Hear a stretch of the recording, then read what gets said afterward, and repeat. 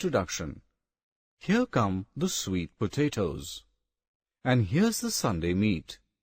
I guess we must be ready now to eat, eat, eat. We all like to eat tasty food. Objectives. At the end of this lesson, you will be able to define food, tell sources of food, know about the protective food, differentiate between vegetarian food and non-vegetarian food.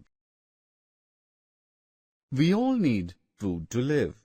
We eat different types of food every day. Food gives us energy to work and play. It keeps us healthy. It helps us to grow strong. We get food from plants and animals. Friends, plants give us fruits and vegetables. They are good for us.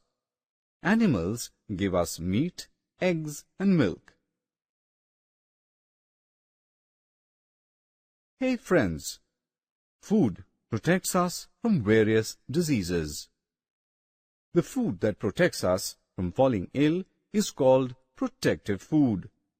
We should eat lots of spinach, cabbage, beans, and fruits. There are two types of food.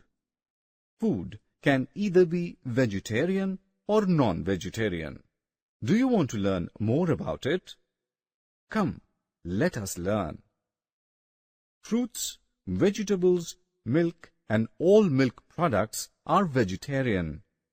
Generally, we get vegetarian food from plants. Your favorite cheese and ice cream is a vegetarian food. Eggs, chicken, meat, and fish are non-vegetarian food. We get non-vegetarian food from animals. Summary. Let us have a quick look on what we have learnt. Food gives us energy and helps us to grow. We get food from plants and animals. Protective food protects us from diseases.